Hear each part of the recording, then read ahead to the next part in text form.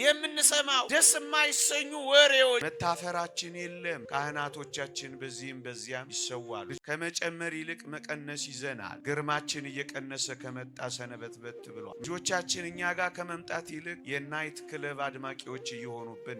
ምስራቅ አውሮፓ ብቻ 49% እግዚአብሔር የለሽ ሆኗል። ግብረ ሰዶማውያንን የቸርቻችን አባል የምናደርገው እንዴት ነው? እግዚአብሔርን እንዴት አድርገን ወደ ህዝቡ እናውርደው ባዮች ሆነው። ትርጓሜ ሰምታችኋል። ስብከት ተሰብካችኋል። ምስጢር ጠጥታችኋል። ትጋት አላችሁ፣ ደስ ትላላችሁ። አምጡ ስትባሉ ትሰጣላችሁ። እንኳን ገንዘባችሁን ሰውነታችሁን እንኳን ትሰጣላችሁ። አሁን ግን ስራ ይጠበቅብናል። ዝም ብሎ መመላለስ ሊቀር ይገባል። ወጣት የሌላት ቤተክርስቲያን አትቀጥልም። ጎበዝ እግዚአብሔርን ማወቅን የሚሰጡ ትምህርቶችን አባረሩ። ስነ ምግባራትን አስወጡ። ኃላፊነት ሊገባው ከሚገባው መድረክ ከምን የመጡ ናቸው? ተማርን ከሚሉ ሰዎች አይደለም። ፎቁን እንጂ የምናየው ታማኝነቱን እናያለን። ወጣቶች ድንግልና በዘማውያን መካከል ማፌዣ አልሆነ። ቅዱስ ፓትርያርካችን የዛሬ 2 ዓመት ይመስለኛል እያለቀሱ ያሉትን አልሰማችሁ? ሁሌ ስናገረው ደስ ይለኛል፣ በደንብ ይገልጽልኛል። ክህነታችን አልተከበረም፣ ጦርነት ማስቆም አልቻለም። ሽበታችንም አልታፈረም አሉ። ሽበት የማይታፈርበት ካህን የማይከበርበት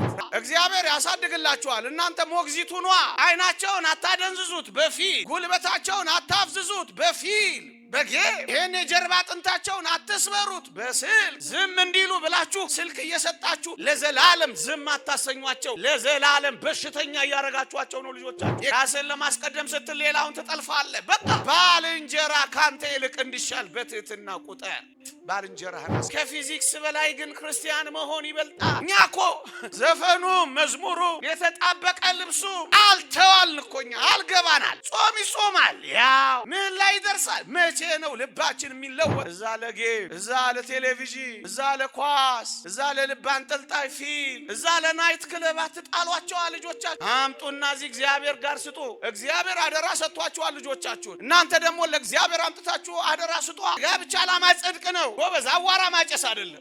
አቧራው ማጨስ አይደለም፣ ጽድቅ ነው። ቁርባን የሚያቆርብ ቄስ የሚሸምተው ጤፍ ሲያጣ አሳዘነ። ቄሶች መሆን ቢያቅተን ቄሶችን መርዳት ያቅተናል። ጳጳስ መሆን ቢያቅተን በጳጳሳት ጉድለት መካከል መግባት እስኪ ከኔ ጋር አንድ ላይ በስመ አብ እንበል። በስመ አብ ወወልድ ወመንፈስ ቅዱስ አሃዱ አምላክ አሜን። ክቡራን ሊቃውንተ ቤተ ክርስቲያን፣ መምህራነ ወንጌል፣ ዘማሪያን፣ የተወደዳችሁ የእግዚአብሔር ቤተሰቦች፣ የእመቤታችን የቅድስት ድንግል ማርያም የአስራት ልጆች፣ የቅዱሳን ወዳጆች እንደምን ሰነበታችሁ? እንደምን አላችሁ? አሜን። በምህረቱ የጎበኘን እንደ በደላችን ያልከፈለን እንደ ኃጢአታችንም ያልተቆጣጠረን የአባቶቻችን አምላክ የእኛም አምላክ ልዑል እግዚአብሔር ዘላለማዊ ስሙ የተመሰገነ ይሁን። ለቀደምት አበው ለነቢያት፣ ለቅዱሳን ሐዋርያት፣ ለሐዋርያውያን አበው ለሊቃውንት የገለጸውን ጥበብና ምስጢር ለሁላችንም ይግለጽልን። ከዚህች ዕለት በረከት ረድኤት ይልቁንም ከገበዘ ኢትዮጵያ ከቅዱስ ጊዮርጊስ በረከት ረድኤት ለሁላችንም ያሳትፈን። ለጥቂት ደቂቃዎች አንዳንድ መንፈሳዊ ሐሳቦችን እንመካከራለን። እግዚአብሔር ከሁላችንም ጋር ይሆንልን። የትምህርታችን የምክክራችን ርዕስ ኑ አብረን ስንዴ እናብቅል በሚል ርዕስ ይሆናል። ኑ አብረን ስንዴ እናብቅል። ይህንን ቃል የተዋስኩት ከታላቁ ደራሲ ከታላቁ ሰባኪ ከታላቁ መናኝ ዓለም በአንድ ድምፅ ካወደሳቸው ከግብፅ የቀድሞ ፓትርያርክ አቡነ ሺኖዳ ነው። አቡነ ሺኖዳ በአንድ መጽሐፋቸው ኖ አብረን ስንዴ እናብቅል ይላሉ። የግብፅ ቤተክርስቲያን በአሕዛብ እየተወረረችባቸው መጣች። የግብፅ ምዕመናን ቁጥራቸው መሳሳት ጀመረ። የግብፅ ቤተክርስቲያን የመደመጥ ግርማዋ እያነሰ መጣ። የግብፅ ቤተክርስቲያን የቁልቁለት ጉዞ ጀመረች። ያን ጊዜ አንድ ወጣት ጉዳዩን አስተዋለ። በዚሁ ከቀጠለ ቤተክርስቲያኒቷ እንደማትኖር ተረዳ። ይሄ ወጣት እነ ፓትርያርክ ሺኖዳን እንኳን ሳይቀር ያፈራ ወጣት ነው። ሊቀ ዲያቆናት ሀቢብ ጊዮርጊስ ይባላል። ይሄ ወጣት የግብፅ ቤተክርስቲያንን ጉድለት ካየ በኋላ በፍጥነት ስንዴ ማብቀል ጀመረ። የካህናት ማሰልጠኛ ማዕከላትን ቶሎ ቶሎ ይገነባ ጀመረ። በፍጥነት እና በጥራት ወጣቶችን ወደ እነዚህ ማዕከላት እንዲገቡ ያበረታታ ጀመረ። በገዳም ካሉ አንድ መነኮስ አባ ማቴዎስ ከሚባሉ ጋር እየተመካከረ ገዳማትን ለማጠናከር ስንዴ ማብቀል ጀመረ።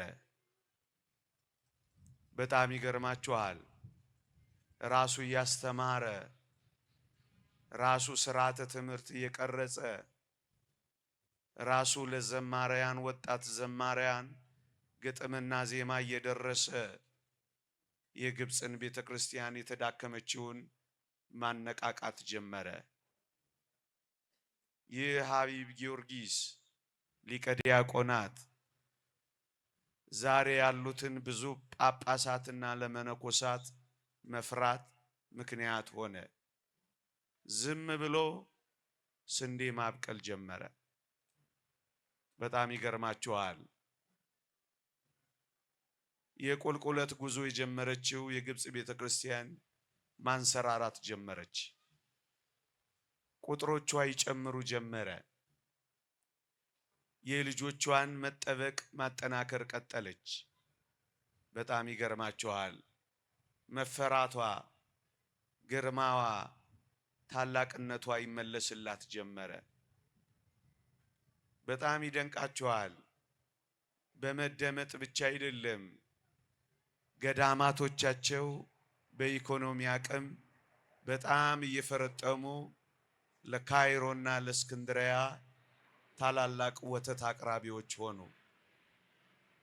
ዛሬ ላይ የግብፅ ቤተክርስቲያን መምህራን ለምሳሌ እንደ ቄስ ታድሮስ ማላቲ፣ ፋዘር ታድሮስ ማላቲ የሚባሉት መፎከር ጀምረዋል። ገና የግብፅን በረሃዎች በመነኮሳት እንሞላዋለን ማለት ጀምረዋል። የሚታፈሩ የሚከበሩ ሆነዋል። ታስታውሱ ከነበረ አንድ ጊዜ ፓትርያርክ ሺኖዳ ያሉ በአንድ ካህን ላይ ግድያ ስለተፈጸመ ፓትርያርክ ሺኖዳ መንበሬ ላይ አልቀመጥም ገዳም ይገባለሁ ብለው ሲነሱ የግብፅ መንግስት ተንጫጫ፣ ደነገጠ። ይቅርታም ለመጠየቅ ፈጠነ እና ስንዴ አበቀሉና ዛሬ ያላቸው ብዙዎችን እያሳመኑ አሕዛብን አፍ እያዘጉ ሌሎችን እየሳቡ በተአምራት በመንክራት እየበለጸጉ በጣም አስፈሪዎች ወደ መሆን ደረሱ። ልጆቻቸውን ከመውጣት ሌሎችን ወደ ማስገባት ጀመሩ። ምን አድርገው ካላችሁኝ በጸጥታ ስንዴ አብቅለው ወገኖቼ። ፓትርያርክ ሲኖዳ ኑ አብረን ስንዴ እናብቅል ሲሉ እንዲህ የሚሉ ይመስለኛል። ከአረሙ ጋር እየታገልን ጊዜም ገንዘብም ለምን እናባክናለን? ከአረም ጋር እየታገልን እድሜም ጉልበትም ለምን እንፈጃለን? ዝም ብለን ስንዴ አናበቅልም የሚሉ ይመስላሉ ፓትርያርክ ሲኖዳ። የተወደዳችሁ የኢትዮጵያ ኦርቶዶክስ ተዋሕዶ ቤተክርስቲያን ምእመናን፣ አሁን እኔና እናንተን የግብጽ ቤተክርስቲያን የገጠማት አይነት እየገጠመን ይመስላል። ከመጨመር ይልቅ መቀነስ ይዘናል። ግርማችን እየቀነሰ ከመጣ ሰነበትበት ብሏል። መታፈራችን የለም። ካህናቶቻችን በዚህም በዚያም ይሰዋሉ። ልጆቻችን እኛ ጋር ከመምጣት ይልቅ የናይት ክለብ አድማቂዎች እየሆኑብን ነው። ኑ አብረን ስንዴ እናብቅል። ቅድም ስላልኳችሁ ስንዴ አብቃይ ሊቀ ዲያቆናት ሀቢብ ጊዮርጊስ ፓትርያርክ ሲኖዳ የሰጡት አስተያየት እንዴት ይጣፍጣል መሰላችሁ? ፓትርያርክ ሲኖዳ ስለ ስንዴ አብቃዩ ቅድም ስለነገርኳችሁ ሀቢብ ጊዮርጊስ እንዲህ ሲሉ ተደመጡ። ምን አሉ? ሊቀ ዲያቆናት ሀቢብ ጊዮርጊስ ቤተ ክርስቲያን በጎደላት ነገር አንድም ቀን ጉድለቷን እያነሳ ነቀፌታ ሰንዝሮ አያውቅም አሉ። ቤተ ክርስቲያን ባለባት ቀዳዳና ሽንቁር ቀዳዳዋን እያሰፋ ቁስል አላበዛባትም ይላሉ። ይልቁንም የሚጎርላትን ነገር ሰራላት እንጂ አልተቸም፣ አልነቀፈም። ይልቁንም የምትተችበትን ነገር ሊያስወግድላት ለፋላት እንጂ ይላሉ። የተወደዳችሁ ክርስቲያኖች ዝም ብለው ስንዴ አበቀሉ በጸጥታ እዩ። አረሙና እንክርዳዱ ሊበዛ ይችላል። እኛ ግን በርትተን ስንዴ ማብቀል ላይ ከተዋጥን ምእመናን በቀስታ አረሙን እንጠዋለን። ስንዴውን ካበዛን እንክርዳዱ መሳሳቱ አይቀርም ወገኖቼ። ለዚህ ነው በዚህች ማለዳ ኑ አብረን ስንዴ እናብቅል ለማለት የቀረብኩት። ጥቂት ነገር በዓለማችን ላይ እንዴት አረም እየበዛ እንደሆነ ጥቂት ዓለም አቀፋዊ ነገርም ልንገራችሁ ምእመናን። አረሙ በጣም እየበዛ ዓለማችን ከእግዚአብሔር እየወጣች እንደሆነ ላስታውሳችሁ። ምስራቅ አውሮፓ ብቻ 49% እግዚአብሔር የለሽ ሆኗል። የአውሮፓ ትልልቅ ካቴድራሎች ገዝፈው ተገትረዋል። አምላክ ያተዋል። ባዶ እጃቸውን ቀርተዋል። እንደውም አንዳንዶቹ እግዚአብሔር ማደሪያ መሆን ቀርቶ የሰው ማደሪያ እንደ ኮንዶሚኒየም ኪራይ ሆኗል። ምእመናን በእነዚህ አውሮፓ ጎዳናዎች ያሉ አንዳንድ ቸርቾች እመኑኝ ተዘግተዋል። ለምን? በፍጥነት የዓለሙ አረም ዋጣቸው። እኔ በቅርቡ አንድ ቦታ ደረስ ብዬ መጥቼ ነበር። እሱን ልነግራችሁ ፈልጌ አይደለም። ምን ያደርግልናል እሱ? በጣም የሚያምር ደረቱን የገለበጠ ግርማ ሞገሱ የሚያምር አስደናቂ ካቴድራል አየሁ። ተደንቄ ቆምኩኝ። እጆቼን ባፌ ጫንኩኝ እና አብራኝ የነበረች አንዲት እህት ደስ ይላል ያምራል አይደል አለችኝ። አዎ ምን ያደርጋል መምህር ውስጡ እኮ ባዶ ነው አምልኮ የለበትም አለችኝ። ደነገጥኩኝ። እንደዚህ የሚያምረው? አዎ የተቀበለው የለም ባዶ ነው አለችኝ። ምን ነው አልኳት። ይሄንን ማወቅ ከፈለክ ከአርብ ምሽት እስከ እሁድ ምሽት በእነዚህ ጎዳናዎች ላይ ሰውን ተመልከተው አለችኝ። እውነትም አገልግሎት ነበረንና አርብ ዕለት ቅዳሜ ዕለት በእነዚያ ጎዳናዎች በመኪና ስናልፍ የዚያች ከተማ ወጣቶች በየጭፈራ ቤቶቹ ተሳክረው አየዋቸው። የጸጋ ልብስ ኢየሱስ ክርስቶስን ለብሰው አልነበረም፣ እርቃናቸውን አየዋቸው። በመቅደሳቸው ዕጣን እያጨሱ አልነበረም፣ በሲጋራ ጭስ ታጥነው አየዋቸው። ስጋውንና ደሙን ሲቀበሉ አልነበረም፣ ወይን እያጋጩ ቮድካ ጠጥተው እርቃናቸውን ወጥተው ሰክረው አየዋቸው። መልሱን መለሰችልኝ ልጅቷ። ለካ ወላጆቻቸው ለልጆቻቸው ሃይማኖታቸውን አልሰጧቸው፣ አረሙ በላባቸው። እንደውም አንድ ፈረንጅ ቄስ እኛ የጥር 18 የቅዱስ ጊዮርጊስን በዓል ስናከብር አይኑ ለካ በሰው ተርቧል፣ ለካ ልቡ ሰው ናፍቋል። እኛ በስተን ሲያየን መጣና ከኛ ጋር ይዘምር ጀመር። ምስኪን ሰው የተራበ ቄስ። ምክንያቱ ምንድነው ካላችሁኝ፣ ስንዴ አላበቀሉማ፣ አረሙ ዋጣቸዋ፣ ሲቀልዱ ከረሟ። ምዕመናን ዛሬ በአውሮፓ በአሜሪካ ምዕራባውያን ቸርች ከዘጉ ያንን ቸርች የሚገዙት ወይ ግብፃውያን ወይ ኢትዮጵያውያን ወይ ፍቁራን ኤርትራውያን ናቸው። ኦርቶዶክሶች የሚገዙት ምን ሆኑ? አረሙ ዋጣቸዋ፣ እግዚአብሔር የለሾች ሆኗ። የአይን አምሮት፣ የልብ ምኞት፣ የሰይጣን ማታለል እግዚአብሔርን አስረሳቸዋ። መብላት፣ መጠጣት፣ መዝናናት ብቻ ስራቸው ሆና።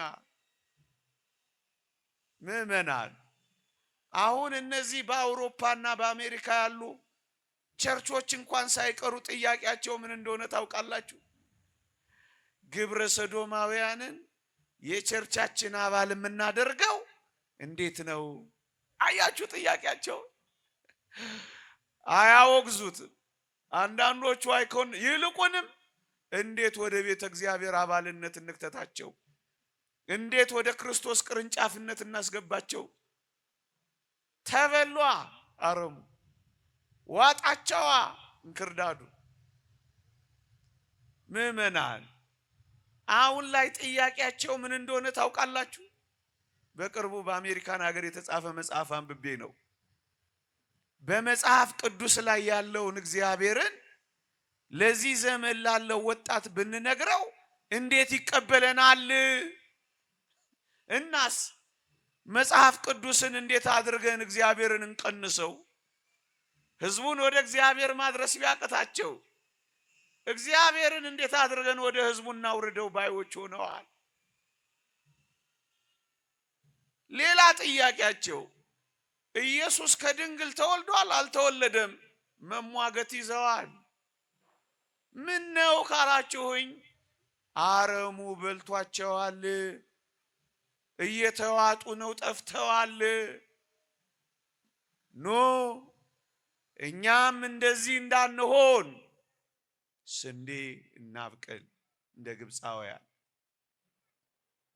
አንድ የድህረ ዘመናዊነትና የድህረ ዓለማዊነት አቀንቃኝ ማክስ ዌበር የተባለ ሰው እንዲህ ይላል።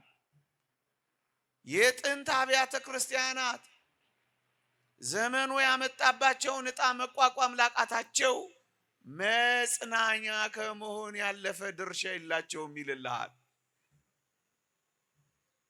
ልድገመው። የጥንት አብያተ ክርስቲያናት እኛን ማለቱ እኮ ነው። የጥንቶቹን ኦርቶዶክሶቹ ዘመኑ ያመጣባቸውን ዕጣ መቋቋም ስለሚያቅታቸው ከመጽናኛነት ያለፈ ድርሻ አይኖራቸውም ይላል። ወገኔ ለመጽናኛ ብቻ እንድትቀመጥ ነው የምትፈልገው ወይስ ሕይወት እየሰጠህ መቀጠል ነው የምትፈልገው? ይህን የመሰለ ካቴድራል እንገነባለን፣ ነገ ከነገ ወዲያ ተሳላሚ እናገኛለን፣ ሰብከን ሰሚ እናገኛለን ነው ለትዝታ ነው የምናስቀምጠው? ወይኔ መቅደሳችን እኮ እዚህ ጋር ነበረ፣ ወይኔ መስቀል በዓላችን አቤት እንዴት ይደምቅ ነበረ፣ አቤት የፍልሰታ ትጋታችን፣ አቤት የቁርባን ሰልፋችን። ትዝታ መሆን ነው ወይ የምትፈልጉት? በቃ ጥያቄ ነው። ካህናትም ምዕመናንም ሁላችንም ለመጽናኛነት ነው እዚህ የምንሰበሰበው ወይስ ሕይወት ሰርተን ለመቀጠል ነው? ታሪክ ለመሆን፣ ትዝታ ለመሆን፣ ሙዚየም ለመሆን፣ ቅርስ ለመሆን፣ ቅድም እንዳልኳችሁ እንደነዛ ካቴድራሎች አምልኮ የሌለው ሙዚየም ብቻ ለመሆን ምዕመናን እነ ቅዱስ ጳውሎስ የሰበኩባትን ያቺ የግሪክን ጎዳናዎች የቱርክን መንገዶች ተመልከቷቸው። እነዛ ጥንታውያን የክርስቲያን መቅደሶች የሉም። ሃጊያ ሶፊያን ተመልከቷት። አንዴ ሙዚየም፣ አንዴ ቅርስ፣ አንዴ መስገጃ እያደረጓት የለችም። ጎበዝ አንቀልድ። ምን እናድርግ? በጸጥታ ስንዴ እናብቅላ። በእኛም ዘንድ በሌሎችም ዘንድ አረሙ እንዴት እንደገባ ላሳያችሁና ስንዴ የምናበቅልባቸውን ቦታዎች ጠቁሜ ያበቃለሁ። ጥቂት ደቂቃ ታገሱኝ።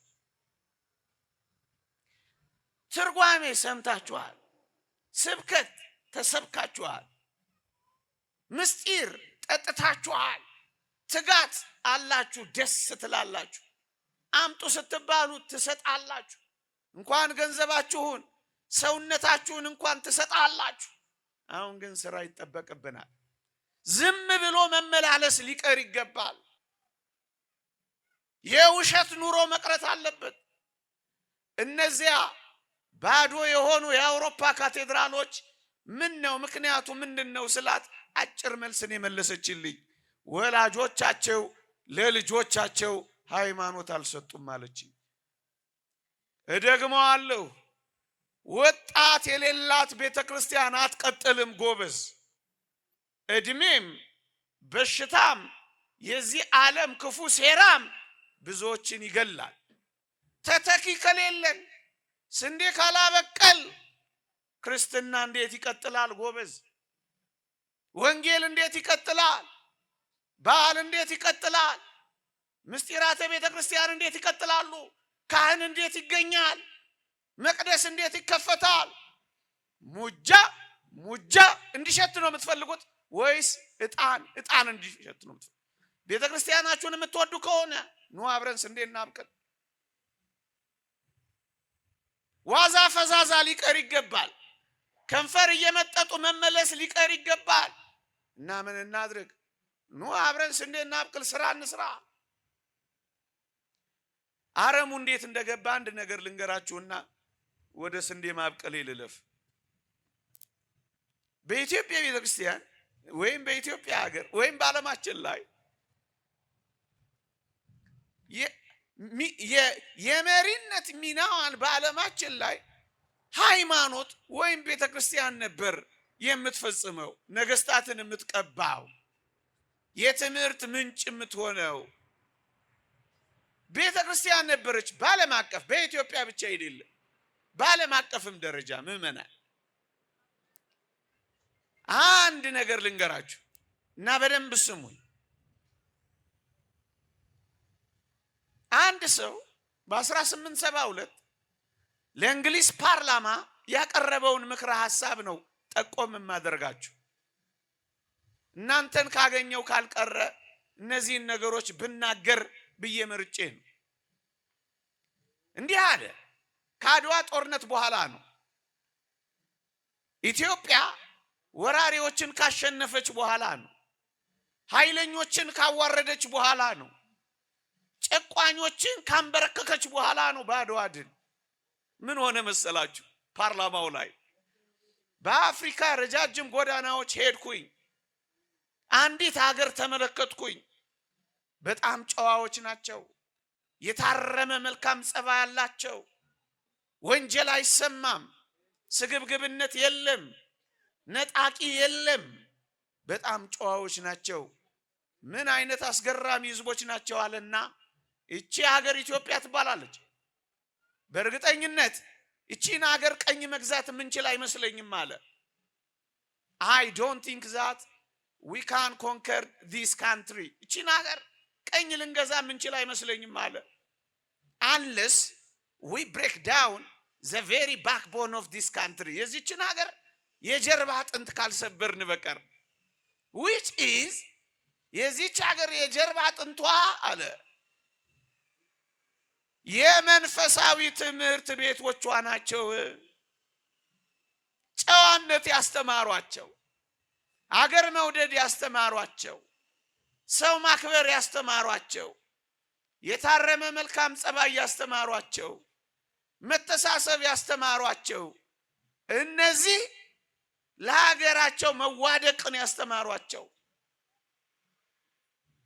የኢትዮጵያ ቤተክርስቲያን መንፈሳዊ ትምህርት ቤቶቿ ናቸው አለልህ ስለዚህ ይሄንን ካልሰበርን በቀር እቺን ሀገር ቀኝ መግዛት አንችልም አለላ ገብቷቸዋል የሀገሪቷ ጉልበት መንፈሳዊነት እንደሆነ ገብቷቸዋል ጎበዝ የአድዋ ጦርነትን የመረጡት አብይ ጾም ላይ እንደነበር ታስታውሳላችሁ ኢትዮጵያውያን ጿሚዎች ናቸውና ይደክማሉ ስለዚህ እንጨርሳቸዋለን ብለው እኮ ነው አብይ ጾም ላይ ቅዳሴ ያስቀደሱ እኮ ነው የመጡባቸው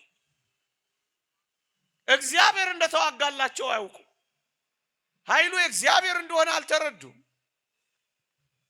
ገበዘ ኢትዮጵያ ቅዱስ ጊዮርጊስ በነጭ ፈረስ ኢትዮጵያውያንን ሲራዳ እንደነበር አስተውለዋል እነሱ በኋላ ግን ምን ልላችሁ ነው መንፈሳዊ ምንጯን ኃይሏን ትምህርት ቤቶቿን አብነት ትምህርት ቤቶቿን የእውቀት ምንጮቿን የትምህርት መሪነቷን ካልሰበርን በቀር እቺን ሀገር ቀኝ መግዛት አንችልም አሉና በዘመናዊ ትምህርት ስም ቀስ ብለው ገቡና እግዚአብሔርን መፍራትን ልዑልን ማክበርን ያስታጥቅ የነበረውን መንፈሳዊ ትምህርት አባረሩና በምትኩ እግዚአብሔር መፍራት የሌለበት እርስ በርስ መጣላት ምንጭ የሚሆንበት ዘመናዊ ትምህርት ብለው እኔ ዘመናዊ ትምህርትን መኮነኔ አይደለም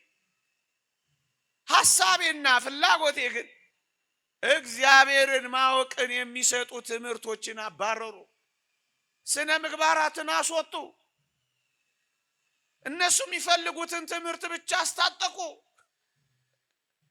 እንደውም ምን ይላል በዛ ዘመን የነበረ አንድ ተማሪ ዩኒቨርሲቲ የሚማር በዛ ዘመን ወደ አስጠኝ አንድ ፈረንጅ ሄድኩኝ ይላል ሊያስጠናኝ በአጋጣሚ አልነበረም አለ ምን የሚል መልእክት አስቀመጠልኝ አለ ቶሎ መለሳለሁ ሻይና ዳቦ አስቀምጬልሃለሁ እስከመለስ እየበላ ጠብቀኝ ይላል አለ እኔም እየበላው ትንሽ ጠረጴዛው ላይ ዞር ዞር ስል አንድ ደብዳቤ ተመለከትኩ ይላል ደብዳቤው ምን ይል ነበር አለ መሰላችሁ ይሄ የአይን ምስክር የዛ ዘመን ምስክር የሆነ ኢትዮጵያዊ ያ ፈረንጅ አስተማሪ ላለቆቹ የጻፈውን ደብዳቤ ያገኘው ይላል ምን ይላል ደብዳቤው አለ?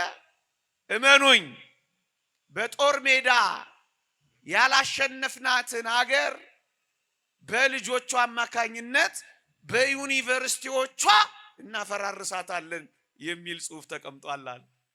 ጎበዝ እውነት እንነጋገር ከተባለ እስከ ዛሬ የጸብ ልዩነቶቻችን የተነኮሩት ዩኒቨርሲቲዎቻችን ውስጥ አይመስሏችሁ?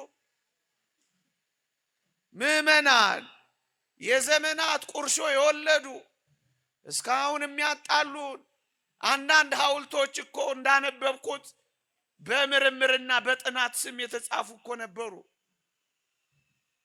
እውነት እንነጋገር ከተባለ እስከ ዛሬ የሚያጋድሉን የመርዝ ቅስቀሳዎች፣ የሰጣ ገባ ትንኮሳዎች ካልተማሩ ሰዎች ነው አይደለም፣ ተማርን ከሚሉ ሰዎች ነው።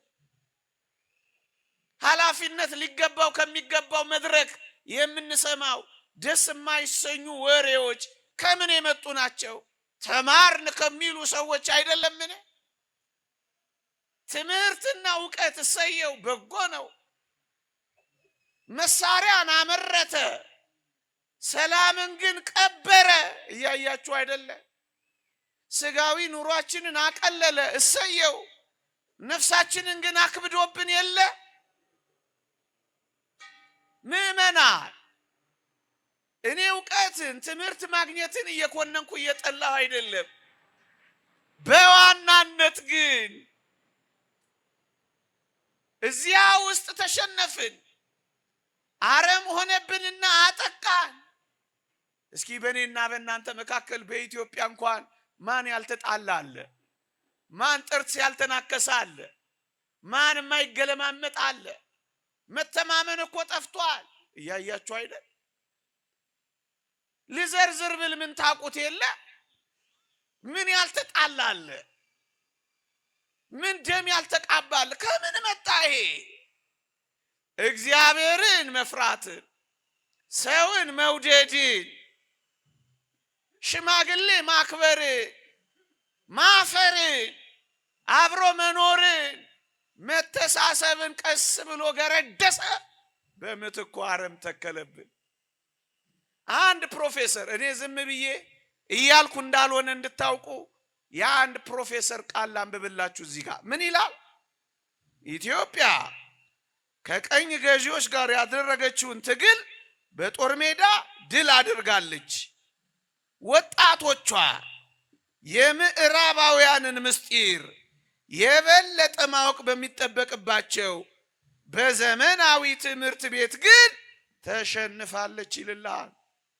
ይህ የታወቀ ኢትዮጵያዊ ፕሮፌሰር ነው የሚለው። በጦር ሜዳ ድል ያደረገች ኢትዮጵያ በልጆቿ አማካኝነት የልዩነት፣ የጸብ፣ የመነካከስ፣ የመጠላላት፣ የመቆራቆዝ ታሪክ ያዘች። ይኸው አሁን እንኳን ለጦርነት ተዘጋጅተናል። በቃን ማለት አቅቶናል። አብረን የሚያኖረን ምድር አለን። ይበቃል ማለት እንኳን አቅቶናል። ተሸነፍን። እውነት እንነጋገር ከተባለ እንዳገኘነው ትምህርት፣ እንደገባን ዕውቀት ሌብነት ተወድሶ ታማኝነት ሊኮስስ ይገባ ነበር። እውነት እንነጋገር ከተባለ እግዚአብሔር ባይገፈጠር፣ ታማኝነት ባይጠፋ፣ ምዕመናን በፈሪያ እግዚአብሔር የሚኖረው ኋላ ቀር ደግሞም መረን የወጣው ተራማጅ ተብሎ ይኮፈስ ነበር። ሙሰኛው በጉቦ የሚበለጽገው የገባው ታማኝ የሆነው የሰው አልወስድም ብሎ ደሃ የሆነው ያልገባው ይባል ነበር። ያኛው የተተኮሰ ይሄኛው የኮሰመነ እየተባለ እናንተና እኔ እንኳን እንደዚህ አይደለም የምናስበው። ፎቁን እንጂ የምናየው ታማኝነቱን እናያለን። የሚነዳውን መኪና ቁልፉን የሚያሽከረክረውን እንጂ ምዕመናን በልቡ ያለውን ንጽህና እናውቃለን። ተበላሽተናል። አረም እየዋጠን ነው። እውነት እንነጋገር ከተባለ ንጽህና በርኩሰት ፊት አላፈረም። ንጹህ መሆን አሳፋሪ አልሆነም። ወጣቶች ድንግልና በዘማውያን መካከል ማፌዣ አልሆነም። ሚስ ቨርጂን ምናምን እየተባለ አረሙጦናል። እየተበላን እዚህ ደርሰናል። ገና ለመቆራቆዝ አቆብቁበናል። ለምን? እግዚአብሔርን መፍራት፣ አገር መውደድን፣ ሰውን ማክበርን ባልጠገብ ባይነት ተክተናል። በጣም በረቀቀ ስልት አረም ውጦናል። ቅዱስ ፓትርያርካችን የዛሬ 2 ዓመት ይመስለኛል እያለቀሱ ያሉትን አልሰማችሁም? ሁሌ ስናገረው ደስ ይለኛል፣ በደንብ ይገልጽልኛል። ክህነታችን አልተከበረም፣ ጦርነት ማስቆም አልቻለም። ሽበታችንም አልታፈረም አሉ። ሽበት የማይታፈርበት ካህን የማይከበርበት ምን ሆነ? መንፈሳዊውን ነገር አባረረ። ያለ አረም እየዋጠ እንክርዳድ እየበዛብን፣ ታዲያ ምን እናድርግ? ኑ አብረን ስንዴ እናብቅላ። ስንዴ እንሁና። ምን አይነት ስንዴ? የተወደዳችሁ ኦርቶዶክሳውያን፣ የዚህን ዓለም ትምህርት መማር ግሩም ነው። የሚበልጠውን እግዚአብሔርን መፍራት ማወቅ ግን ተወዳዳሪ፣ ተፎካካሪ፣ ተነጻጻሪ የሌለው ምስጢር ነው። ዓለምን ብታውቁ ትንሽ ነገር ታውቃላችሁ። እግዚአብሔርን ብታውቁ ግን ሁሉን ነገር ታውቃላችሁ። እግዚአብሔርን በማወቅ ስንዴ እንሁና ሁላችን። የጥበብ መጀመሪያ እግዚአብሔርን መፍራት ነው። የጥበብ ሁለተኛ ነገር ማሳጠር ነው ይላሉ። አይዟችሁ አሳጥራለሁ እኔ። እግዚአብሔርን የሚፈራ ስንዴ ካልተከል በቀር ምን እንሆናለን? ምእመናን፣ እግዚአብሔርን የሚያውቁ እግዚአብሔርን የሚፈሩ በፈሪያ እግዚአብሔር የሚኖሩ በጥበብ እግዚአብሔር የሚመሩ እግዚአብሔርን የሚያስቀድሙ ስንዴዎችን እናብቅላ። በዓለም ርዕዮተ ዓለም የሚመሩ አይደለም። የዓለም ዕውቀት፣ የዓለም ርዕዮተ ዓለም ትምህርት መሰረቱ ምን እንደሆነ ልንገራችሁ። የዝግመተ ለውጥ ኢቮሉሽኒስት ቲዮሪ ምን እንደሚል ታውቃላችሁ? ሰው በእውነትና በምልአት ነፃ ሊባል የሚችለው ራሱን ከሰው ሁሉ ሲያስቀድም ነው ይልልሃል።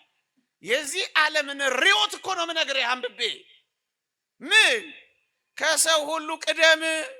ሰው በእውነትና በምልአት ነፃ ሊባል የሚችለው ራሱን ከሰው ሁሉ ሲያስቀድም ነው ይልሃል። ለዚህ ነው ዓለም እኔ ቀድም እየተባላች አለችው። እመነኝ፣ ዓለም የተመሰረተችው በዚህ ዕውቀት ላይ ነው። ምን በሚለው? ራስን አስቀድም። ራስን ለማስቀደም ስትል ሌላውን ትጠልፋለህ። በቃ በአንዳንዶች መቃብር ላይ ራስን ማኖር ትጀምራለህ። ስማቸው እንደዚህ ሲሉ ትሰማለህ። ውሸቴን ከሆነ ለምንድን ነው ይሄ ሁሉ መጋደል? ራስን ለማስቀደም ነው። ሳንጋደል እኮ አብረን መኖር እንችላለን። ግንስ ቅደም። የዝግመተ ለውጥ ኢቮሉሽን ቲዮሪ ራስን አስቀድም፣ ራስን ቅደም። ቅደመው፣ አሸንፈው፣ አንኮታኩተው፣ ስበረው። እንደዚህ ነው የሚለው። ለምን ካልከኝ የተማረው ይሄንን ነው። በአእምሮ የተጠቀጠቀው ይሄንን ነው። ምእመናን፣ እኛስ ስንዴ እንዴት እናብቅል ካላችሁኝ፣ በጌታችን በመድኃኒታችን በኢየሱስ ክርስቶስ ዘንድ የነበረ ይህ ሐሳብ በእናንተም ዘንድ ይኑር። የትኛው? ባልንጀራ ካንተ ይልቅ እንዲሻል በትህትና ቁጠር። ባልንጀራህን አስቀድም። አያችሁ፣ እግዚአብሔራዊው ትምህርት ሕይወት ይሰጣል፣ ሰላም ያረጋል፣ ያስተሳስባል፣ ያፋቅራል። አንተ ቅደም፣ አንተ ትብስ፣ አንቺ ትብሽ። እንደሱን የኖሩት አባቶቻችን ፍርድ ሲፈልጉ እንኳን ገዳይና የሟች ቤተሰብ አብረው ታስረው የሄዱ እንደነበር ታውቃለህ። ቁራኛዬ ሲባል አልሰማ? ታማኞች ናቸው። ተጋርለው እንኳን ታማኞች፣ ተጋርለው እንኳን ይቅርታ ተጠያቆች። በሞቴ ስንዴና አብቅላ ምን ሆነን? እግዚአብሔርን በማወቅ እግዚአብሔርን ወደ ማወቅ የበለጠ በመቅረብ እግዚአብሔርን ማወቅ ሁሉን ማወቅ ነው። ምእመናን፣ የሚያንስ እንዳይመስላችሁ፣ የሚበልጥ ነው፣ የሚያሸንፍ ነው። እግዚአብሔርን ማወቅን ማን ሊገዳደረው ይችላል? ኑ ስንዴ እንሁና። እግዚአብሔርን በማወቅ እግዚአብሔርን በመፍራት ጨዋ የታረመ መልካም ጸባያችን ይመለሳ። ሰው መውደዳችን ይመለሳ። መተቃቀፋችን ይመለሳ። መጎራረሳችን ይመለሳ። መገፋፋታችን አይደለም መተቃቀፋችን ይመለሳ። የዚህን የዓለሙን ርዕዮተ ዓለም በእግዚአብሔር ሐሳብ እንተካዋ። በዓለም አምሮት፣ በአይን አምሮት፣ በዓለም ምኞት፣ በሰይጣን መታለል፣ በዓለማዊ የጥፋት ዕውቀት እንውጣ። ፊዚክስ ማጥናት ጥሩ ነው ምዕመናን። ከፊዚክስ በላይ ግን ክርስቲያን መሆን ይበልጣል። ወጣቶች ስሙኝ፣ ፊዚክስ ጥሩ ነው። ስለ ቡያንት ፎርስና ስለ ዲስፕሌስመንት ሊያስተምር ይችላል። ስለ ስጥመት ጉዳይ ሊያስጠና ይችላል። ክርስቶሳዊ መሆን ግን ፊዚክሳዊ ከመሆን ግን ይበልጣል። ለምን? ክርስቲያን ከሆን ክርስቲያናዊ ከሆን በውሃው ላይ ትራመዳለህ፣ አትሰጥምም። ስልህ ፊዚክስን ባዶ ታደርገዋለህ። ምናልባት ሊኩዊድ ሃዝ a definite volume but not a definite shape ብሎ ሳይንስ ሊያስጠና ይችላል። እሰየው ይሁን፣ እኔ አልቃወምም። እግዚአብሔራዊ ከሆንክ ግን ፈሳሹን እንደ ሙሴ ግድግዳ ታቆመዋለህ። አንተ ትበልጣለህ። የምንበልጥ ሆነን ሳለን የምናንስ ሆነን እኮ ምዕመናን፣ ኃያላን ስንሆን ደካሞች ሆን የእግዚአብሔር ጸጋ ማደሪያዎች መሆን ካለመቻላችን የተነሳ ያለፈ ያገደመው ሁሉ የማይሆን ነገር ጫነብን። በቃ እንዴ ባዮሎጂ ማጥናት እኮ ጥሩ ነው ምዕመናን። ባዮሎጂ ከማጥናት በላይ ግን ክርስቲያን መሆን ይበልጣል። እግዚአብሔርን ማወቅ፣ ወደ እግዚአብሔር ዕውቀት መጠጋት ይበልጣል ምዕመናን። ምናልባት ባዮሎጂ አንድ በትር ያንን እንጨት ብሰጣችሁ እርግጠኛ ነኝ አታለመልሙትም እናንተ። ወይ አንድ ጻድቅ ለነገሩ አይጠፋም። ያን በትር ብሰጣችሁ፣ ያን እንጨት ብሰጣችሁ ምናልባት በቃ ትተውታላችሁ። እንደዚህ አይነት ነገር ሰረበ ዮሐንስ አጺር ዘንድ ግን ከሄዳችሁስ፣ ክርስቶሳዊ የሆነው ቅዱስ ውስጥ ከሄዳችሁስ 3 ዓመት ሙሉ ምንም ስር የሌለውን በትር ተንከባክቦ ፍሬ አፍርቶ ይሰጣችኋል ምዕመናን። በትሩን ስር አብቅሎ ቅጠል አውጥቶ ፍሬ እንዲያፈራ ያደርገዋል። ከሳይንስ ከባዮሎጂ በላይ ይሆናል ምዕመናን። የሚበልጥ ሕይወት፣ የሚበልጥ ዕውቀት፣ የሚበልጥ ጸጋ አለን። ኑ እግዚአብሔርን በመፍራት ስንዴ እንሁና። እንዴ እኔ አሁን እዚህ ቆሜ በእርግጠኝነት ከፍ ልበልብል እላለሁ አልልም። ለምን? ግራቪቲ የሚባል ነገር ሰቅዞ አስሮኛል። መነሳት አልችልም። ክርስቶሳዊ እግዚአብሔራዊ በሆነስ እንደ ማርያም ግብፃዊት ሚያዝያ 27 ስንክሳር አንድ ክንድ ከስንዝር ከመሬት ከፍትል ነበር ጎበዝ። አውሮፕላን አያስፈልግህም። ተረት አይደለም የማወራው፣ እኔ ስለ እግዚአብሔር ነው የምናገረው።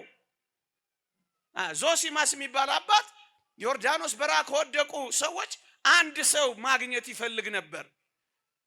አንዲት ሴት ተገኘች። ማርያም ግብፃዊት ትባላለች። ኢየሩሳሌም ሄዳ መስቀል ከሚሳለሙ ጋር አብራ ሄደችና አንዱን ሴተኛ አዳ ስጋዋን እየቸረቸረች የምትኖር ሴት ነበረች።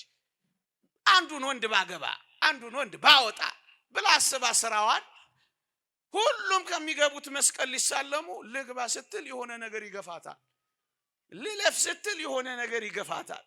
ልለፍ ስትል ያባርራታል። ማለፍ አልቻለችም 3 ጊዜ። ያኔ ገባች። ሁሉም እየገቡ እሷ ያልገባችበት ምክንያት ገባት። ከዛስ ስቅ ብላ አለቀሰች። የእመቤታችን ቤተክርስቲያን ነበረች እዛ አጠገብ ይላል ታሪኩ። ሌሎቹ እንደገቡት ካስገባኸኝ፣ ሌሎቹ እንደቀመሱት ካቀመስከኝ፣ ሌሎቹን እንደተቀበልክ ከተቀበልከኝ ዮርዳኖስ በረሃ ወድቄ አመልክሃለሁኝ ብላ ተሳለች። እኔና እናንተ እንዴት ሆነን የገባ ነው ምዕመናን? ምንኛ ቸር ነው መድኃኒታችን እኛን ያስገባል። ማን እዚህ ቆም ነበር ጎበዝ? ማን እዚህ ቆሞ ይናገር ነበር ጎበዝ? የቸርነቱን ስፋት አታደንቁም? እኛን ሁሉ መቀበሉ፣ ደካሞቹን እኛን መቀበሉን፣ ኃጢአተኞቹን እኛን መቀበሉን፣ አንዳንድ ግፈኞችን እንኳን ሳይቀር መቀበሉን፣ አለማባረሩን፣ ፀሐይ ማውጣቱን፣ ዝናብ መስጠቱን፣ ንፋስ ማውጣቱን አይደንቃችሁም? ምን ቸር ነው እኛን የተቀበለን አምላክ። ዮርዳኖስ በረሃ ሄደች። 40 ዓመት ሙሉ ተጋደለች ወገኔ። ያ ቁንጅናዋ እስኪጠፋ፣ ያ ውበቷ እስኪጠወልግ። እንዲህ ይላል ታሪኳ። ሰውነቷ እሳት የለበለበው ይመስል ነበር ይላል። እሳት የለበለበው ያ ውበት ያ ሽቶ የሚነሰነስበት ሰውነት ልብሷ አለቀ።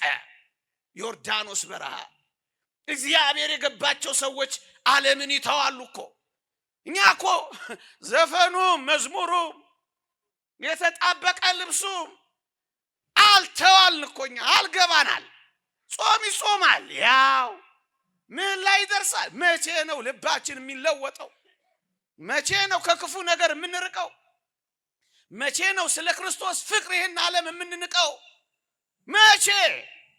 እዛሚያው እዚህሚያው። መቼ ነው ጭምቶች የምንሆነው? መቼ ነው በአንድ ትዳር የምንጸናው? መቼ ነው ዝሙት የምንተው? ተወች በአንድ ጊዜ ገባታ። የተደረገላት የገባት ሴት በረረች፣ መነነች። መጨረሻ ላይ አንድ ቀን ዞሲማስ የሚባል አባት ካህን ነው፣ እዛ ዮርዳኖስ አካባቢ ይኖራል። እንዴው ከአባቶቼ አንዱን አገናኝተኝ ብታስባርከኝ እያለ እግዚአብሔርን ይለምናል። የሆነ ነገር ውልብ አለበት። አንድ ቀን ተከተለው፣ ከአባቶቼ አንዱን አገኘው ብሎ ተከተለው። የሆነ ዋሻ ውስጥ ገባበት። ዋሻው አጠገብ ቆመና አባቴ ሆይ እባክህ ባርከኝ፣ ለብዙ ዘመናት ስጠብቅህ ነበር፣ እባክህ ባርከኝ እያለ መለመን ጀመረ። አንድ የሴት ድምፅ ሰማ። ምንም አባት ዞሲማስ ሆይ ሴት ነኝ፣ እርቃኔን ቀርቻለሁ፣ በፊት መቆም አልችልም፣ ልታየን ከፈለክ መጎናጸፊያህን ላክልኝ አለችው። መጎናጸፊያውን ላከላት። ለብሳ ስትወጣ ተንደርድሮ ሄዶ እግሯ ላይ ተደፋ። ባርኪኝ አላት። ዞሲማስ ብላ ጠራችው። የታወቀችው እግዚአብሔርን ካወቀች ዞሲማስ የሚል ስም ይጠፋታል። ዓለምን ሁሉ ታውቃለህ፣ ሁሉን ትመረምራለህ። ደነገጠ ስሙን ስትጠራው፣ ምንም አታውቀው። ከዛስ ተደፋና ባርኪኝ አላት። አንተ ካህን ነህ ባርከኝ ብላ ሌላ ምስጢር ነገረችው። ቄስ መሆኑን ነገረችው። ደነገጠ፣ ማልቀስ ጀመረ። የእግዚአብሔር ስትሆን እንደዚህ ታውቃለህ ወገኔ። ኤክስ ስኩዌር ፕላስ ዋይ ስኩዌር ምን ትስከበጥርስ ላንተ ምንህም አይሆን። ባርከኝ ባርኪኝ ሲከራከሩ እሺ አብረን እንጸልይ አለችው። አብረው ጸሎት ጀመሩ። እሷ ከፊት እሱ ከኋላ። እሷ ስትጸልይ አንድ ክንድ ከስንዝር ከመሬት ከፍ ብላ ነበር ይላል። ግራቪቲ የለ፣ ማስ ታይምስ ግራቪቲ፣ ሳይንቴታ የለ፣ ኮስቴታ የለ፣ ፊዚክስ የለ። ከፍ ትበልጣለህ ስልህ ከዚህ ዓለም ዕውቀት የሚበልጥ። ደነገጠና ያያታል ጸሎቱን ትቶ። አቤት አቤት ክርስትና፣ አቤት ሃይማኖታችን፣ ያልተጠቀምንበት ጸጋችን፣ ያጋንንት መጫወቻ የሆነው ማንነታችን እንዴት ያስጨንቃል መመና። ከፊዚክስ በላይ ቁልቁል የሚወርደውን ውሃ ሽቅብ ያወጡት ጻድቁ ተክለ ሃይማኖት ማስ ታይምስ ግራቪቲ ሳይንቴታ ነው ኮስቴታ የሚለውን የፊዚክስ ህግ እኮ ነው የቀየሩት። ምናልባት አስትሮኖመር ምናምን ሆነ ስለ ፀሐይ ስለ ከዋክብት ማጥናት ጥሩ ነው፣ ሰየው። እኔ እሱን አልኮንንም። ክርስቲያን ከሆንክ እግዚአብሔራዊ ከሆንክ ግን ወይ እንደ ሙሴ ወይ እንደ ዜና ማርቆስ ፀሐይን ከመጥለቋ ታዘገያታለህ። በፀሐይ ላይ እንኳን ስልጣን አለ፣ በተፈጥሮ ላይ ስልጣን አለ። እንኳን በተፈጥሮ ላይ በራሳችን ላይ እንኳን ስልጣን አጣ። ይሄው ቢምቢ እንኳን እንዳይበላን ባዝሊን እየተለቀለቅን አይደል እንደምናድረው። አንበሳ መች ይበላቸው ነበር። ያን አይኑ የተያዘውን በጸሎትና በእንባ የደነዘዘውን ያን አባት ታሪክ አልሰማችሁ? ሩቅ መንገድ ሲሄድ መሸበት፣ አራዊት ወጡበት።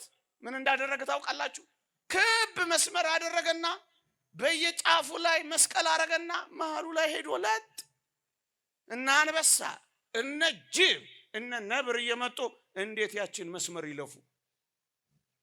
አንተ የኤሌክትሪክ አጥር አደገኛ አጥር አለ እንዴ? አታሳዝንም እንዴ? አንተ ምስኪን እኮ ነህ። ዘበኛ አለ፣ ውሻ አለ፣ መሳሪያ ታጥቀሃል፣ ደንቦች አሉ፣ ፖሊስ ይጠብቃል፣ ፌደራል ኮቦሃል፣ ሴንሰር የሴንሰር መሳሪያ አለ፣ መሳሪያ የታጠቀ ሴንስ የሚያደርግ መሳሪያ ታጥቀሃል። በዚህ ሁሉ ፍርሃት አታሳዝንም እንዴ? አንድ ትንሿ ቫይረስ ኮሮና ቫይረስ የሚያንደፋድፍ ምስኪን ሆነሃል። ታሳዝናለህ እኮ። አንበሳ አፍ የዘጉ ነበልባል ያበረዱ ጫፋቸውን የማይነኩ ክርስቲያኖች ናቸው። ወደዚህ ከፍታ፣ ወደዚህ ዕውቀት፣ ወደዚህ ጸጋ ክርስትና እዛ ድረስ ነው ወገኔ። በአንድ ቀን ዘርተው፣ በአንድ ቀን አብቅለው፣ በአንድ ቀን ጎተራ ከተው እና ሐዋርያው ታዲዮስ በአንድ ቀን ተረት እንዳይመስልህ እግዚአብሔርን የያዘ ሁሉ አለው። ከእግዚአብሔር ስንዴ እንሁና ምን በማድረግ እግዚአብሔርን በማወቅ ወደዚህ ከፍታ እንምጣ፣ ወደዚህ ልዕልና እንምጣ፣ ወደዚህ ንጽህና እንምጣ፣ ወደዚህ ቅድስና እንምጣ፣ ወደዚህ እግዚአብሔር ወደሚሰራበት ሰውነት እንምጣ። ምስኪኖች አንሁና፣ ስንዴ እንሁን። ሁለተኛ እናንተ በጣም ብዙ ናችሁ፣ በጣም ብዙ ናችሁ። ምን እናድርግ ምእመናን? ቅድም የነገርኳችሁ ሊቀ ዲያቆናት ሐቢብ ጊዮርጊስ የግብፅን ቤተክርስቲያን ባለ ግርማ ያደረጋት ምን አድርጎ ነው አልኳችሁ? የካህናት ማሰልጠኛዎችን ገንብቶ ነው አላልኳችሁ? አዎ፣ የካህናት ማሰልጠኛዎችን ጨከን ብለን እንገንባ። ሰንበት ትምህርት ቤቶቻችንን እናጠናክራ። ልጆቻችሁን ለእግዚአብሔር ቤት ለሰንበት ትምህርት ቤት ስጧ። እዛ ለጌም፣ እዛ ለቴሌቪዥን፣ እዛ ለኳስ፣ እዛ ለልብ አንጠልጣይ ፊልም፣ እዛ ለናይት ክለብ አትጣሏቸው ልጆቻችሁን። አምጡና እዚህ እግዚአብሔር ጋር ስጡ። እግዚአብሔር አደራ ሰጥቷችኋል ልጆቻችሁን። እናንተ ደግሞ ለእግዚአብሔር አምጥታችሁ አደራ ስጧ። እግዚአብሔር ያሳድግላችኋል። እናንተ ሞግዚት ሁኗ። አይናቸውን አታደንዝዙት በፊልም፣ ጉልበታቸውን አታፍዝዙት በፊልም በጌም። ይሄን የጀርባ አጥንታቸውን አትስበሩት በስልክ። ዝም እንዲሉ ብላችሁ ስልክ እየሰጣችሁ ለዘላለም ዝም አታሰኟቸው። ለዘላለም በሽተኛ እያረጋችኋቸው ነው ልጆቻችሁ። ብዙ የኦቲዝም በሽተኞች አታምርቱ። ትጋት የሌላቸው፣ ቁጭት የሌላቸው፣ እልህ የሌላቸው ማደንዘዣዎች ላይ አትቀመጡ። እናንተም ስንዴ ሁኗ። ስልካቸውን ስክሮል የሚያደርጉ ወጣቶች ሳይሆኑ እጆቻቸውን ወደ እግዚአብሔር የሚዘረጉ ስንዴዎችን እናብቅላ። የካህናት ማሰልጠኛዎችን፣ የሰንበት ትምህርት ቤቶችን እናጠና። ቤተ ክርስቲያናችሁን ከወደዳችሁ ኑ ስራ ስሩ፣ ስንዴ አብቅሉ። ብዙ የስልጠና ማዕከላት እኮ የሉንም። ባቦ ሰጥ እኮ ነው የምንመራው። የመሪነት ስልጠና መስጫዎች የሉንም። እውነት እንነጋገር ከተባለ ኑ እናንተ አገልግሏ፣ ስንዴ አብቅሏ። ገንዘባችሁን በሚገባ ቦታ አስቀምጡታ። ዕውቀት ያላችሁ በዕውቀታችሁ፣ ጉልበት ያላችሁ በጉልበታችሁ፣ ሀብት ያላችሁ በሀብታችሁ፣ ጸሎት ያላችሁ በጸሎታችሁ፣ ፍቅር ያላችሁ በፍቅራችሁ ኑ ስንዴ እናብቅላ። ኑ አብረን ስንዴ እናብቅል። ወዳጄ ይሄን ብቻ አይደለም። አንድ ምርጥ ነገር ጠቁሜ ያልፋለሁ፣ ነገሬን እንጠቀልላለሁ። እየሰማችሁኝ ነው? ባትሰሙኝም እኔ ይሄን ተናግሬ አርፋለሁ። ለመጨረሻ ጊዜ ተናገር ብባል ይሄን ትምህርት ነው ማስተምረው። በኋላ ትሞታለህ ከተባልኩ የምናገረው ይሄንን። ኑ አብረን ስንዴ እናብቅል። ተረት እንዳንሆን፣ ትዝታ እንዳንሆን፣ ሙዚየም እንዳንሆን፣ መጽናኛ ብቻ እንዳንሆን፣ ማፌዣ እንዳንሆን፣ ክርስትና እንዲቀጥል፣ መቁረብ እንዲቀጥል፣ በዓል እንዲቀጥል፣ ሃይማኖት እንዲቀጥል፣ እግዚአብሔር እንዲቀጥል ኑ አብረን ስንዴ እናብቅላ። ተወዳድሰን ተሞጋግሰን መሄድ እናብቃ። የምን እሱ ዘላለም ነጠላ ለባሽ ላይ መፎከር ነው። ወደ ስራ እንምጣ፣ ወደ ተግባር ይቀየራ። ክሌር ቻምበር የተባለ አንድ ሰው እንዲህ ብሎ ተናገረ። መጻኢውን ዘመን ለመቆጣጠር ይላል ውጊያው መሆን ያለበት ከህዝብ ትምህርት ቤቶች ነው ይላል። ልብ በሉ፣ መጻኢውን ዘመን የምንቆጣጠረው ውጊያችንን የህዝብ ትምህርት ቤቶች ውስጥ አድርገን ነው ይላል። መማሪያ ክፍል መሆን ያለበት እንደሚሆነውም የድሮና የአዲሱ መጋጫ መድረክ ነው ይልልሃል። የህዝብ ትምህርት ቤቶችን የምናደርገው መጋጫ ነው አለ። የሚጋጩት እነማን ናቸው? የድሮውና ያሁኑ አለ። የድሮ ምንድነው ሲባል ይናገራል። እየበሰበሰ ያለው የክርስትና ሬሳ ከክፋቶቹና ከመከራዎቹ ጋር ከሰባዊነት አዲሱ እምነታችን ጋር እናጋጭበታለን ይላል። የት? የህዝብ ትምህርት ቤት። የሚጋጩት የክርስትናና አዲሱ የሰባዊነት እምነት ይላል። አዲስ እምነት ይፈበርካል። የሰይጣን የሰይጣኒዝሙ የዚህ የአዲሱ ዓለም ስርዓት ኒው ወርልድ ኦርደር የሚባለው የራሱ ሃይማኖት ያመጣል። በኋላ ከሱ ጋር እናጋጭባቸዋለን። የት? የህዝብ ትምህርት ቤቶች ውስጥ። ውጊያው መማሪያ ክፍል። ጎበዝ እዛ አረም የሚያበቅሉ ከሆነ እዛ እንክርዳድ የሚያበቅሉ ከሆነ እዛ ክርስትናን የሚያወግዙ ከሆነ እዛ ክርስትናን የሚያስጠሉ ከሆነ አንተ ገንዘብ ያለህ አንተ ዕውቀት ያለህ አንተ ፍቅር ያለህ ሰብሰብ ብለን የህዝብ ትምህርት ቤቶች እየከፈትንኛ እግዚአብሔርን መፍራትን የምናስተምርበት ጨዋነት የምንነግርበት የታረመ ጸባይ የምናበቅልበት ትምህርት ቤቶች አንከፍትም። በቃ ሆቴል ብቻ፣ በቃ ግሮሰሪ ብቻ። ምንድነው የምናደርገው ክርስቲያኖች? በቃ እንዲሁ መጨፈሪያ ቤት እንደከፈትክ እንዲሁ በቃ ገንዘብን እያጠራቀምክ እያየኸው በቃ እንዲሁ ልትሰናበት ነው ታቅፈኸው? ልጆችን ሀብት ብቻ ለማውረስ ነው ወይስ እግዚአብሔርን መፍራትን በንጹህ ትምህርት ቤቶች ለመስጠት አስባል? ኑ አብረን ትምህርት ቤቶች እንክፈት። ምን እንደሚማሩ ምን እንደማይማሩ የምታውቅበት ትምህርት ቤት አይሻልም? ዘርዝረ ንገረኝ ብትሉ ነግራችሁ ነበር። ምን ያደርጋል? ሁሉ አይነገር፣ ሁሉ አይዘከር። አልነቃ አልንኛ። ይልቅኑና ከቤተ ክርስቲያን ጋር ሆናችሁ ጥሩ ጥሩ ትምህርት ቤትን በመክፈት ስንዴ አብቅሏ። ኑ መጻዩን ዘመን እንዳንሸነፍ ስንዴ በማብቀል እንትጋ። ቻል አርጋችሁ ኑ አብረን ስንዴ እናብቅል። ሁለተኛ ስንዴ የምናበቅልበትን ቦታ ልንገራችሁና ነገሬን እቋጫለሁ። ሁለተኛ ስንዴ የምናበቅለው የት መሰላችሁ? ኤሪክ ቤሊስ የተባለች አንዲት የዚሁ የሰይጣናዊት ማህበር ሴት በ18ኛው መቶ ክፍለ ዘመን እንዲህ ብላ ነበር። ክርስትና በዋናነት ከትውልድ ወደ ትውልድ የሚተላለፈው በቤተሰብ በኩል ነውና የቀድሞን ክርስትና ለማጥፋት አሁን ያለውን ቤተሰባዊ መዋቅር ማጥቃት አለብን ትላለች። ዘመቻው ቤተሰባዊ መዋቅር፣ ይሄ ፌሚኒዝም፣ ይሄ ግብረ ሰዶማዊነት፣ ይሄ ስልቱ ነው። ዋናው ሐሳቡ ግን ምንድነው? ቤተሰብን በማጥቃት ክርስትናን ማቋረጥ። አንተ ለልጅ የምትነግረው አንተ ሃይማኖተኛ ስትሆን ነው። ቤተሰብ ከደከመ ግን ክርስትና ሊነግረው አይደለም፣ ራሱን ማቆየት እንኳን አይችልም። የፈረሱ ቤተሰቦች እንዳይኖሩ፣ የተጎሳቆሉ ባለትዳሮች እንዳይኖሩ፣ የተተዉ ልጆች እንዳይኖሩ፣ ያልተረጋጋ ማህበረሰብ እንዳይኖር ኑ አብረን ቤተሰብን ስንዴ እናብቅል። የቤተሰብ ስንዴ ይብቀላ። ምን ማለት ነው ይሄን ካላችሁኝ? የጋብቻን ዓላማ ይሄውም ጽድቅ መሆኑን የተረዱ ስንዴዎችን እናብቅላ። ጽድቅ መሆኑን የተረዱ የጋብቻ ዓላማ ጽድቅ ነው። ጎበዝ አዋራ ማጨስ አይደለም። ጨስ አዋራው ማጨስ አይደለም፣ ጽድቅ ነው። ለምን አገባ? ለጽድቅ። ለምን እጮኛ ትይዛለህ? ለጽድቅ። በዝሙት ተወግተህ እንዳትሞት ጽድቅን እንድታፈራ ነው። ስለ ዝሙት ጠንቅ ለእያንዳንዱ ለራሱ ሚስት ትኑረው፣ ለእያንዳንዲቱ ለራሷ ባል ይኑራት ይላል። ጽድቅ ነው ዓላማው፣ በዝሙት እንዳንጠፋ የጽድቅ መንገድ ነው። ስለዚህ ጽድቅን ዓላማ አድርገን እንድንኖር የተሰጠንን ጸጋ የሚረዱ ስንዴዎች እናብቅላ። ስንዴ ሁና፣ ስንዴ ሁን። የጽድቅ መንገድ እንደሆነ ተረዳውና ተንከባከበው። ስንዴ ሁን።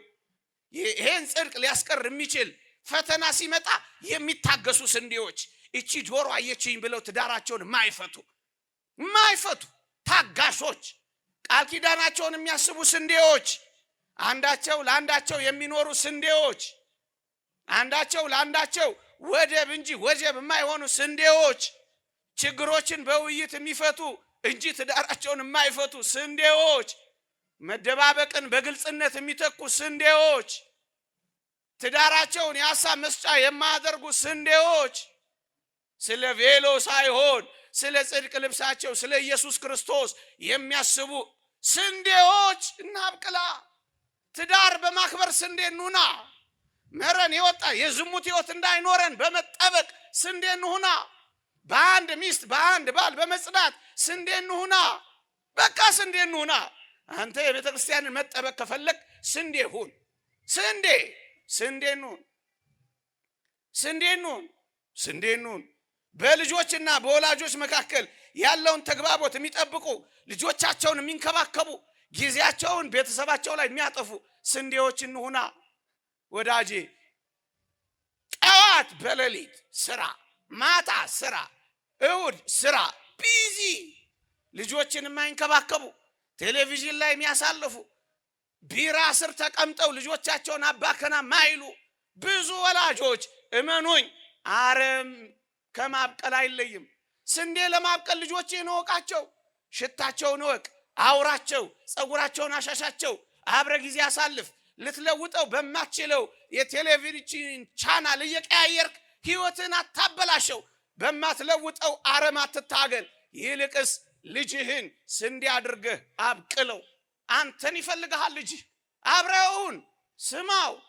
እግዚአብሔር መፍራት አሳየው። መንገድ መሄድ እንዴት እንደሆነ እጆቹን ይዘህ ምራው። ወደ ቤተ ክርስቲያን ውሰደው። አብሮ ያስቀድስ፣ አብሮ ይጸልይ። አብራችሁ ጸልዩ፣ በርከክ በሉ። ቴሌቪዥኑንም ፊልሙንም ወሬውንም ዝጉትና እናንተ ሰብሰብ ብላችሁ አውሩ። ያ ልጅ ታስታውሳለህ? ነግሬያችሁ ከሆነ አላውቅም። አባቱን አይቶት አያውቅም። ልጅ ተኝቶ አባት ይወጣል፣ ልጅ ተኝቶ አባት ይገባል። አይቶት አያውቅም። መጨረሻ ላይ ልጁ አንድ ጥያቄ ጠየቃሉ። ምን አለው? አባዬ አቤት፣ ለመሆኑ ስንት ብር ነው የሚከፈልህ አሉ። ይሄን ያህል በቀን። ይሄን ያህል? አዎ። ትንሽ ቀን ቆየና አባዬ አቤት፣ ይሄን ያህል ብር እንድታበድረኝ እፈልግሃለሁ። ለምን? አባት ግዴ ለማበድ እኮ። ለምን? በመታበድረኝ ብር እኔ ላንተ ከፍልህና አንተ ያን ቀን ከኔ ጋር ትውላለህ አለዋ።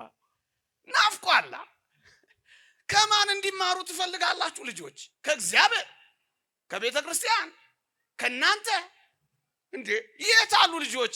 በሐሽሽ እንዳይጎዱባችሁ፣ አይምሮአቸው እንዳይደነዝዝ አትታደጓቸውም። አሁን ከፈረሱ በኋላ የምን መከራ መብላት፣ ከጠፉ በኋላ የምን መንከራተት ነው። ጣሪ ብቻ አይደለም፣ ሰው አክባሪ፣ ሀገር ወዳጅ፣ ሰው ፈሪ፣ እግዚአብሔርን ፈሪ እንዲሆኑ አትፈልጉም። ስለዚህ ኑ አብረን ስንዴ እናብቀል። ምን በመሆን? መልካም የታረበ ጸባይ ያሳያችሁ። ቤታችሁ ንግግራችሁን መልካም አርጉታ። ሻካራ ንግግራችሁን ተውታ። ትንሽ ብትጋጩም ይቅርታ ቶሎ አድርጓ። መቼም ሰዎች ናችሁ፣ የሆነ ነገር ሊፈጠር ይችላል። ግን ቶሎ ይቅር ተባባሏ። ደግ ነገር እግዚአብሔርን መምሰል ለቤተሰቦቻቸው አስቀድመው ያሳዩ ይላል እግዚአብሔር ቃል። እግዚአብሔርን መምሰልን አሳዩአቸው። እዛ ሊባኖስ ውስጥ የነበረውን የእርስ በርስ ጦርነት አላያችሁ? የእርስ በርስ ጦርነት ነበር። ተጫረሱ እርስ በርስ። ህፃናቶቹ በአይናቸው ይሄን ያዩ ነበር። መጨረሻ ላይ ምን ሆነ መሰላችሁ? እርቅ ወርዶ ሰላም ወርዶ እቤት እዛ ሀገራቸው ሰላም ከሆነ በኋላ ትምህርት ቤት ተከፈተና ህፃናቱ ወደ ትምህርት ቤት ገቡ። ስዕል ሳሉ ተባሉ። ከዛ ስዕል ሲስሉ ምዕመናን ጨርሻለሁ። ስዕል ሲስሉ ምን ሆነ መሰላችሁ? አንደኛው የመጀመሪያዋ ተማሪ አባቷ ሞቶ እያለቀሰች ጸጉሯ ተንጨብርሮ ሳለች። ደነገጠች መምህርቷ። እንዴት እንደዚህ ልትስል ቻለች ብላ ያየችውና ወደ ሁለተኛው ተማሪ ስትሄድ መኪና ላይ የተጠመደ መሳሪያ ደግኖ አየች። አዘነች መምህርቷ። ሶስተኛው ህፃን ጋር ስትሄድ ከነዚያ ከሁለቱ በተለየ አናናስ ስሏል። ይሄ ልጅ እንዴት ከሌሎቹ በተለየ አናናስ ሊስል ቻለ አለችና ቀስ ብላ ጠየቀችው።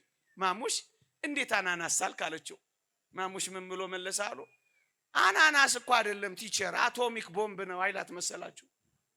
ያየው ነው ወዳጆቼ፣ ወላጆች አቶሚክ ቦምብ ነው አናናስ ነው ቤታችሁ ያለው። ስንዴ አብቅሏ፣ ስንዴ ዝሯ። ነገ የህፃናት ዓለም ነው። ስለዚህ ይህቺን ደገኛ ኢትዮጵያ በፍቅር የሚቀበሉ ቤተክርስቲያንን የሚረከቡ ልጆች እቤታችሁ ስሯ። ተውት። ይሄን ተከታታይ ተንጠላጣይ አንጠላጣይ ፊልሞችን ተው፣ ወሬውን ተውት። ልጆቻችሁ ላይ አተኩሩ። ሰው ስሩ፣ ግድ የላችሁ። መጨረሻ በአንዲት መስመር ብቻ የምነግራችሁ እቺ ቤተክርስቲያን፣ እቺ ክርስትና፣ እቺ ሃይማኖት የምትቀጥለው ምን ሲሆን እንደሆነ ታውቃላችሁ? ካህናትን የደገፍን እንደሆነ ብቻ፣ የካህናትን አኗኗር ያጸናን እንደሆነ ብቻ። መቅደሱ ካልተከፈተ፣ ቅዳሴ ካልተቀደሰ፣ ምስጢራቴ ቤተክርስቲያን ካልተፈጸመ፣ ቁርባኑ የለም፣ ጥምቀቱ የለም፣ ክርስትናው የለም፣ እመኑኝ ሰባኪውም የለም። ሃይማኖት እንዲቀጥል ከፈለጋችሁ ካህናትንና አገልጋዮችን በመርዳት ስንዴ አብቅሏ። ኑሯቸው እንዲሻሻል አድርጓ። ምዕመናን አሁን ተራ ስጋዊ ነገር ማወራ እንዳይመስላችሁ አይደለም። ይኸውልህ የተራበ ሰው ሰማይት ካልሆነ በቀር ስለ ሃይማኖቱ ለማሰብ ይቸግረዋል። ምን እያልኳችሁ ነው? የእግዚአብሔርን ቃል የሚነግሯችሁን እርዱ። የእግዚአብሔር ቃል ነው የሚናገረው። ዕብራውያን ምዕራፍ 13 ቁጥር 7 ኑሯቸውን ደጉሙ። ምን እንድናገኝ? ጥሩ ዲያቆን፣ የተረጋጋ ካህን፣ ጨዋ ካህን እንድናገኝ። ይኸው ጀመራችሁ አይደለም?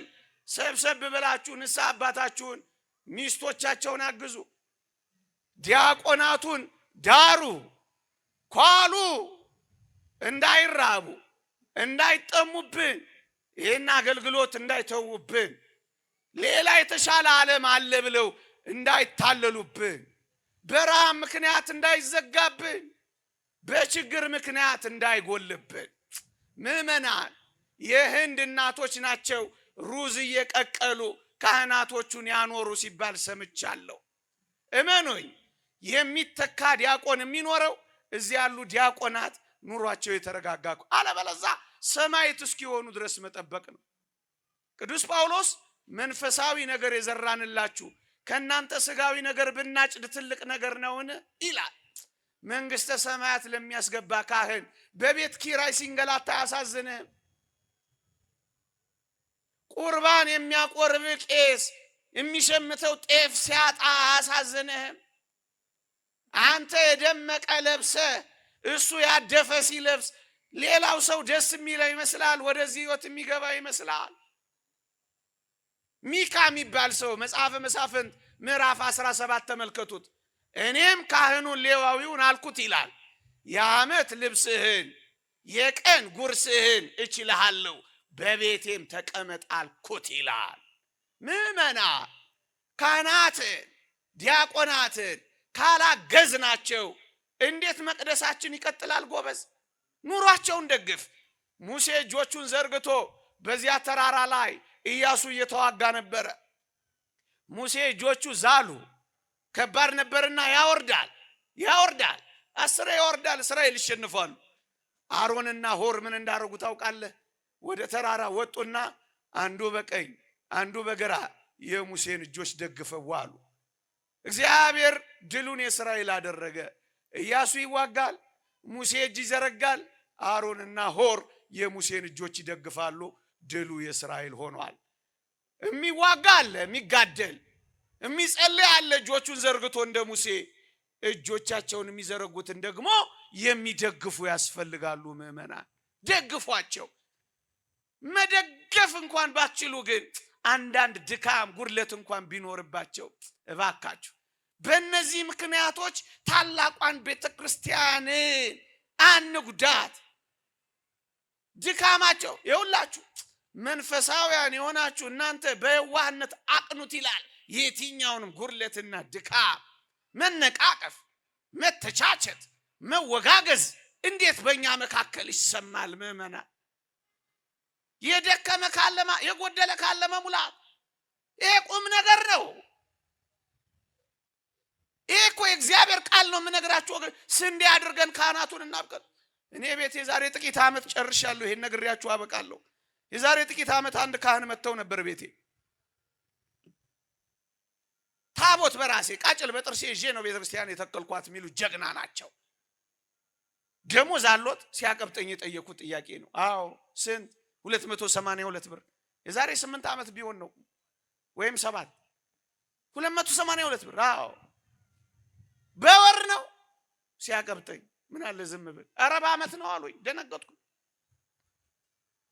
ካሽ ያገኛሉ አልኳቸው። ምን አለ ይሄ ዓለም አስጠንቶኝ እኮ ነው ካሽ ምናምን የሚል። ኧረ በሰብል ነው ማገኘው፣ በስንዴ በምናምን ነው የሚሸጡኝ በዓመት። አዎ ስንት ልጆች ወልደዋል? ጥያቄ አላቋረጥም። እኔም ምን አለ ዝም ብል። 5 ልጆች ወልጃለሁ፣ 1 ሴት 4 ወንድ። አዎ እና ዲያቆን አድርገዋል ልጆችዎትን አልኳቸው። ሲያምረኝ ይቀራል። ምን እንዳሉኝ ታውቃለህ? እኔን እያየ አሉኝ። እኔን አይቶ ዲያቆን ሊሆን ተው እንጂ ይመሰላል። እዚህ ውስጥ አሁን እንደው ኑ ውጡ ቢባሉ እንደው አንዳንዶች ሊወጡ ይችሉ ይሆን? እኔን እያየ እንዴት አሉኝ። ለምን መሰለ? እንተዋወቃለን። አየህ የሚናፈቅ ሌላ ዓለም ተፈጠረ። ምን አለ ብናግዛቸው? ምን አለ ጉድለታቸውን ብንሞላላቸው። የተወደዳችሁ ክርስቲያኖች ጉድለታችንን ተመልክተን ከመነቃቀፍ ከመቷቷው ይልቅ ጉድለታችንን መሞላላት ላይ በማተኮር ኑ አብረን ምን እንበል? ጮክ ብላችሁ ንገሩኝ። ዲያቆናት መሆን ቢያቅተን ዲያቆናትን መርዳት ያቅተናል። ቄሶች መሆን ቢያቅተን ቄሶችን መርዳት ያቅተናል። ጳጳስ መሆን ቢያቅተን በጳጳሳት ጉድለት መካከል መግባት ያቅተናል። ተው እንጂ ክርስቲያኖች፣ ስለ ህይወቱ አንመራመር፣ ስለ ትምህርቱና ስለ ቃሉ ነው እንጂ ይላል ቅዱስ ዮሐንስ አፈወርቅ። እኛ በጎች ነን፣ ስለ እረኛው ማንነት ምን አመራመረን ይላል ዮሐንስ አፈወርቅ። የኔ አይደለም ደግሞ ያንተ ነው ብላችሁ እንዳትይዙኝ ብዬ ነው። እርግጥ ፈርቻ አይደለም፣ ግን የበለጠውን በማጉላት ለመናገር ነው። ስለዚህ ኑ አብረን ስንዴ እናብቅል። እግዚአብሔርን በመፍራት እግዚአብሔርን በማወቅ ስንዴ እናብቅል። ስንዴ በመሆን ስንዴ እናብቅል። ቤተሰባችንን በመጠበቅ ስንዴ እናብቅል። ልጆቻችንን ወደ ቤተ እግዚአብሔር በመላክ ስንዴ እናብቅል። የካህናት ማሰልጠኛዎችን፣ የመሪነት ማሰልጠኛዎችን፣ የሰንበት ትምህርት ቤቶቻችንን በማጠናከር ስንዴ እናብቅል። ወጣቶች ላይ በመስራት ስንዴ እናብቅል። ልጆቻችን ላይ በመስራት ስንዴ እናብቅል። ካህናትን በመርዳትና በማገዝ ስንዴ እናብቅል። ይቆየን።